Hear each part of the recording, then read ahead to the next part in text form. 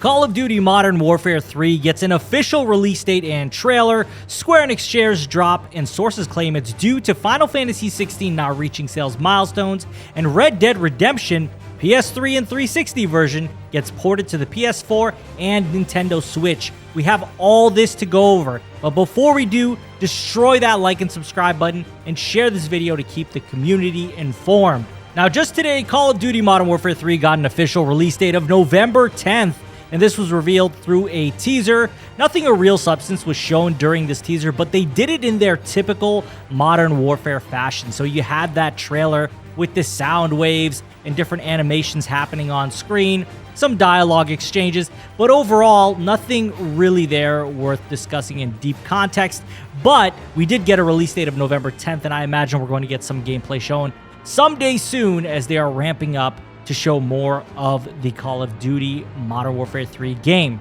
There isn't much more to say about this, so let's move on to our next topic, and that is the report of Square Enix shares falling due to Final Fantasy 16 not meeting the sales goals. So Bloomberg cites 3 separate sources who attended Square Enix post-earnings call, all of whom claimed President Takashi Kiryu said the game's initial sales, in Bloomberg's words, did not meet the high end of the company's expectations. So Kiryu also reportedly said that slow adoption of the PS5 was also a limiting factor in Final Fantasy 16 sales, and that the end of hardware shortages should open up opportunities to boost software sales. To be clear, this doesn't mean that Final Fantasy 16 didn't meet sales goals, but rather not the high end of their goals, as they obviously have a range when they talk about what goals they want to meet for certain titles.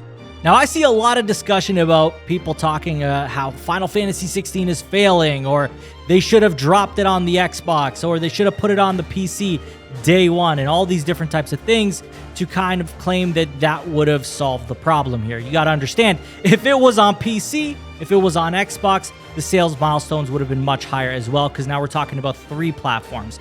The other thing is too, yeah, of course, naturally, with the PlayStation's stock not being as high as, say, it was when Final Fantasy 15 came out or Final Fantasy 7 Remake, yeah, the sales will generally be a little lower, but given the install base, it actually did really, really well, and they've already stated that it actually did well for them, given the install base that they have. Well, Final Fantasy 16 is going to have very long legs in this game, right? So they're going to be selling way more PS5s as time goes on, and more people are going to buy it down the road. I think that's the big thing for Final Fantasy 16 here. We are even seeing games that came out early in the generation for PS5 that are still selling incredibly well because more units are being sold. So that's to say that although it didn't meet the high end of the sales milestones, it doesn't mean that it's never going to hit those sales milestones at all, ever, because I really do think it's going to have long legs, and it's going to reach those targets that they originally had, and probably even exceed them by large margins, because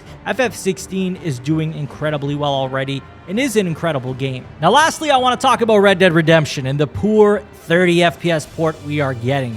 It is coming out August 17th, and this is a lazy effort. They should have, at the very least, remastered it. But of course, knowing Rockstar and what they do is they know that people are going to buy their games. They know that they have a ton of fans and that these titles are still going to sell, even though they put the least amount of possible effort in. Can you imagine, though, if they took Red Dead Redemption, they properly remastered it, how much better it would have done? I personally would have bought it. I personally would have loved to pay full price for it.